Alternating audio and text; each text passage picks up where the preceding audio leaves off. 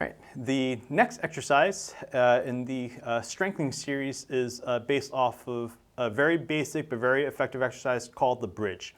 All right, so we're just going to introduce the exercise first. So Twee, go ahead and bend both of your knees. And again, this is one of the most common exercises out there. But again, a lot of people misunderstand or really misinterpret how to really maximize this exercise.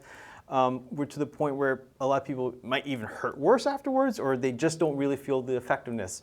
We want to try to really re-instruct how to do this exercise properly, because doing this exercise properly is just one of the most effective and most potent ways of strengthening your glutes and your core and also the muscles in the back of your leg, while also helping undo a lot of the patterns that develop because of today's modern society.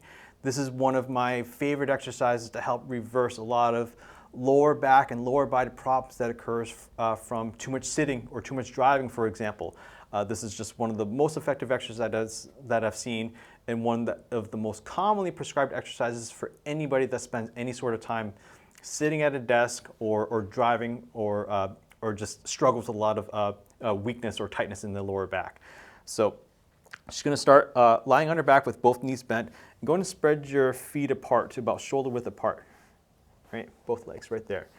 All right, and what she's going to do before she elevates her hips is I want her to, can you feel my hand here? Yes. I want you to flatten your back into my hand by engaging your abs. Great. All right, so before she lifts, she's going to flatten her spine deep into the mat that she's laying on here. You can even see here her muscles are already starting to shake here, which that's a good sign that she's doing it correctly. Holding this contraction of her abdominal muscles and keeping her back straight, I then want her to lift her hips up as high as you can towards the ceiling. Go ahead. All right. One of the tendencies for people when they start to get too high is they start to overextend, they start to arch their back here. That's why I really want to make sure that she's keeping the contraction of her abs to make sure that she's not overextending her back. Hold it up there for 5, 4, 3, 2, 1, and come back down. All right, so we're going to demonstrate that again. So step 1, flatten the spine into the mat as if somebody's hand, you're trying to push somebody's hand deep into the ground there. Holding that tightness, lift your hips up as high as you can towards the ceiling, and I really want you to try to feel and try to push and squeeze those butt and the glute muscles as tight as you can without letting your back overextend. Most common mistake that I see here is people, they under contract the muscles in the hip and they overextend the muscles in the lower back, which leads to worse lower back problems over time. 3, 2, 1, and come back down. All right.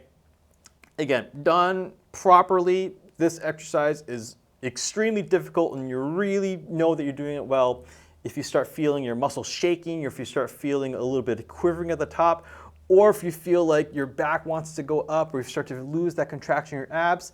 Those are the types of things to look for to help you know that you're done from the exercise. All right. Now, this exercise has a couple of different variations that I want to go over quickly, right? Because as you get better at this exercise, you might be looking for a greater challenge. And I want to just jump right into some modifications of how you can make this exercise a little more difficult, okay? So go ahead, go into the bridge, hold it up there, all right? So sometimes what we might expect to see for some people is they have more weakness on one side than the other. And in order to try to strengthen that one side of the body, all she needs to do is just straighten out one leg and lift the right leg from the floor and just try to maintain that position for 5, 4, 3, 2, 1. Bring this leg back down. Go and come back down and reset. All right. The very important thing when you are trying to transition to a single leg bridge hold is that you're not letting your back, you're not letting your hips, you're not letting your form collapse. You want to pretend as though you're maintaining the height and the integrity of the bridge, even though you're taking out one of the bases of support. So let's review again. Let's try the other leg. So flatten the back, hips to the ceiling, squeeze and grip as tight as you can. Now slowly lift this left leg. All right, the tendency is for this hip, this free hip, to want to drop. But you've got to really use your core. You've got to really use your hips. 5, 4, 3, 2, 1. Come back down.